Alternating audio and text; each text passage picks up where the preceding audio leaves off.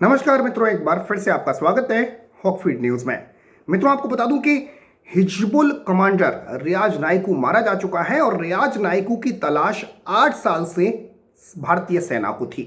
12 लाख का रियाज नाइक के सर पर इनाम था और रियाज नाइक को जब भारतीय सेना ने 72 हूरों के पास पहुंचा दिया तो इसे भारतीय सेना की एक बड़ी कामयाबी देखा जा रहा है। लेकिन आपको बता दूं कि दरअसल ये प्लानिंग पूरी की किसने थी? ये किसकी प्लानिंग थी? ये प्लानिंग थी अजीत डोभाल की, एनएसए अजीत डोभाल की ये पूरी प्लानिंग थी और उन्होंने ही इस पूरे चक्रव्यूह को रचा था। कैसे इस चक्रव्यूह में रियाज नाइक फंसा और कैसे इस चक्रव्यूह को रचा गया, वो इस खबर में मैं आपको बताऊंगा, वो इस वीडियो में मैं आपको बताऊंगा। लेकिन उससे पहले मैं ये चाहता हूं कि कमेंट में अजीत डोभाल जी के बारे में जय हिंद जरूर लिखें, क्योंकि आपको बता दूं कि अजीत डोभाल वो शख्सियत हैं जिन्होंने पाकिस्तान की नाक में दम कर रखा है। सर्जिकल स्ट्राइक के सर्वे सर्वा अगर मैं कहूं कि मास्टरमाइंड तो वही अजीत डोभाल थे। बालाकोट एयर स्ट्राइक की बात करूं तो वो भी अजीत डोभाल, और हाल ही में आपने जिस तरीके से देखा कश्मीर से धारा 370 हटा दी गई, राम मंदिर का ऐतिहासिक फैसला इस देश में आ गया, लेकिन इस देश में एक गोली तक नहीं चली, तो कहीं ना कहीं इन सबके पीछे अजीत डोभाल जी का हाथ माना जाता है। तो कमेंट बॉक्स में अजीत डोभाल जी के लिए जय हिंद जरूर लिखें। आपको बता दूं कि खबरें आ रही हैं कि एनएसए अजीत डोभाल ने घाटी में आतंक फैलाने वाले बड़े आतंकियों के खिलाफ ऑपरेशन जैकबूट शुरू किया था। ऑपरेशन का नाम था ऑपरेशन जैकबूट, और इसी के तहत जो रियाज नाइक है उसको मारा गया। आपको बता दूं कि रियाज नाइक हिजबुल मुजाहिदीन का कमांडर था, कमांडर चीफ, और बुरहान वानी के बाद इसे कमांडर बनाया गया था। और आपको बता दूं कि कश्मीर में यह पोस्टर बॉय बन चुका था। तमाम जो युवा थे वो इसको फॉलो करते थे। और यह भी आपने देखा होगा कि जब रियाज नाइक को मार दिया गया तो इलाके में जो वहां के जो लोग थे, जब मैं कहूं जो मजहबी गुंडे थे, उन्होंने सेना पर पथराव शुरू कर दिया। लेकिन ये वही नामुराद है जिनको सेना ने बचाया था पहले, यानी जिनको आप बचाओ उन्हीं के ऊपर आप, जिन्होंने आपको बचाया उन्हीं के ऊपर आप पत्थर बरसाना शुरू कर दो। लेकिन फिलहाल वापस आता हूं एनएसए अजीत डोभाल पर। आपको बता दूं कि एनएसए अजीत डोभाल ने ऑपरेशन जैकबूट शुरू किया था और इसे उस समय लॉन्च किया था जब जम्मू और कश्मीर के पुलवामा, कुलगाम, अनंतनाग और शोपियां में आतंकियों की ओर से आजाद इलाका घोषित किया जाने लगा था। यानी पुलवामा, कुलगांव, अनंतनाग और शोपिया को ये जो आतंकी थे, पाकिस्तान समर्थित जो आतंकी थे, ये आजाद इलाका घोषित करने लगे थे। यानी ये आजाद इलाका है और यहां पर सिर्फ आतंकियों की, मतलब उन्हीं की चलेगी और भारतीय सेना की या भारत की नहीं चलेगी। इसमें बुरहान वानी ग्रुप में कई कश्मीरी आतंकी इसमें शामिल थे और इन सभी ने मिलकर कश्मीर में आतंकी गतिविधियों को तेज करने की साजिश रचना शुरू कर दिया था।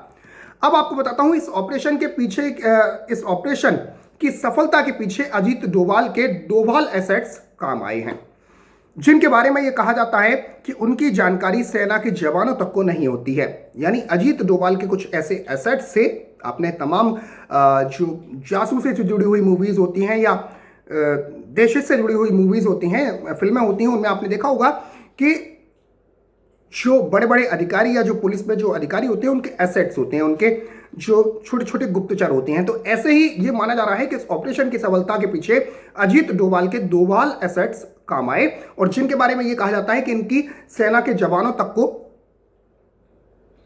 पता नहीं होता है। वो डोभाल को खुफिया जानकारी, ये एसेट्स जो है वो मुहैया कराते हैं। और अजीत डोभाल ने जैकबूट 1 और जैकबूट 2 में शामिल अधिकारियों को खुद चिन्हित किया था, यानी खुद अपनी टीम को सेलेक्ट किया था उन्होंने। सेना में यह बात भी चलन में है कि ऐसे लोगों को डोभाल के आंख और कान कहा जाता है और इन्हीं की मदद से अजीत डोभाल ने पूरे ऑपरेशन को अंजाम दिया, पूरे ऑपरेशन को किया। 11 जनवरी 2020 को ऑपरेशन जैकबूट 2 शुरू किया गया था जम्मू कश्मीर में। आपको बता दूं कि जैकबूट 2 के तहत श्रीनगर जम्मू हाईवे पर डीएसपी देवेंद्र सिंह के साथ हिजबुल के मोस्ट वांटेड आतंकी नवीद बाबू को गिरफ्तार किया गया था। आपको याद होगा, अब से कुछ दिन पहले डीएसपी देवेंद्र सिंह को पकड़ा गया था और डीएसपी देवेंद्र सिंह पे देश के साथ गद्दारी का आरोप है। और उसी वक्त आपको बता दूं कि डीएसपी देवेंद्र सिंह के साथ ही आतंकी नवीद बाबू को गिरफ्तार किया गया था और उसी महीने 25 जनवरी को पुलवामा का मुख्य साजिशकर्ता जैश कमांडर कारी यासिर त्राल में अपने 2 अन्य साथियों संग मारा गया था। जैकबूट की शुरुआत कब होती है? आपको बता दूं कि पुलवामा का जो अटैक किया था पाकिस्तान ने, उसके बाद ऑपरेशन जैकबूट लाया गया था। पुलवामा में जो 40 जवान कायराना तरीके से पाकिस्तान ने मार दिए थे, उसके बाद ऑपरेशन जैकबूट लाया गया था और इसमें खास कमांडरों को टारगेट करने का लक्ष्य रखा गया था।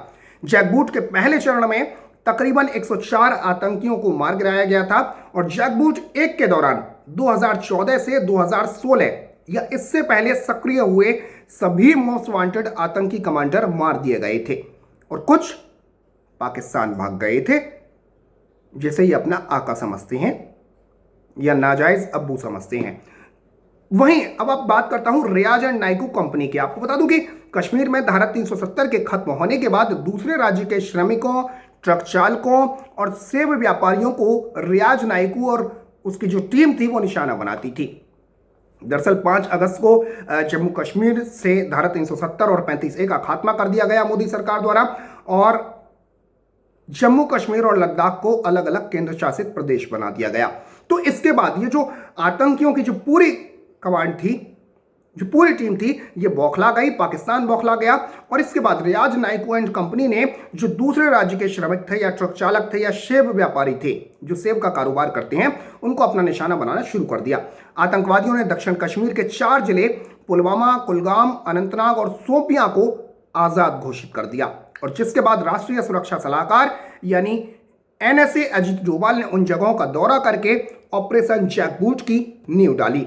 जैकबूट 2 में दक्षिण कश्मीर में सक्रिय आतंकियों को 2 वर्ग में रखा गया था, यानी 2 क्लासिफिकेशन उनके किए गए थे। पहले वर्ग में उन लोगों को रखा गया जो पूरे दक्षिण कश्मीर में सोशल मीडिया के जरिए आतंकी गतिविधियां चला रहे थे और दूसरे वर्ग में वो लोग शामिल थे जो कमांडरों के आदेश पर वारदात को अंजाम दे रहे थे और अपने अपने इलाकों में पोस्टर बॉय बन रहे थे।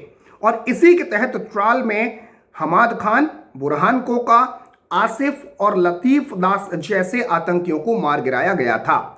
जैकबूट 2 का आपको बता दूं कि रियाज नाइकू अहम निशाना था।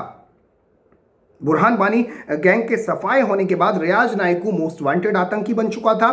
उसे पकड़ने के लिए काफी कोशिशें की गई थी।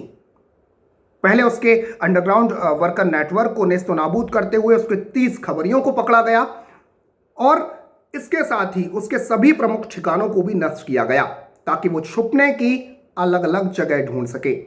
और फिर ठिकाने नष्ट करने के बाद वो अपने गांव जब अपने परिवार से मिलने गया तो वहीं वो जाल में फंस जाता है।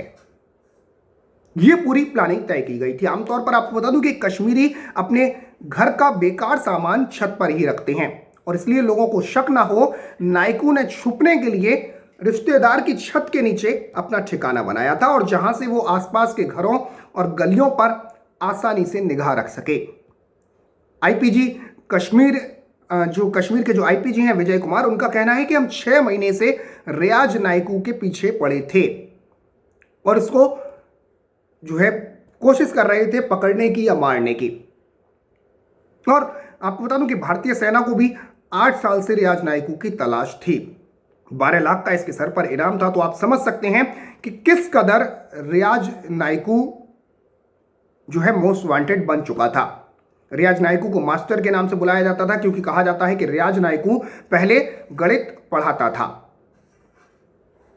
लेकिन उसके बाद आतंकी बन गया, बंदूक उठा ली और बंदूक उठाने के बाद रियाज नाइकू ने ही कश्मीर में वो चलन शुरू किया था कि वहाँ पुलिस वालों के परिवारों को निशाना बनाओ, परिजनों को निशाना बनाओ, उन्हें बंधक बनाओ, उन्हें मारो।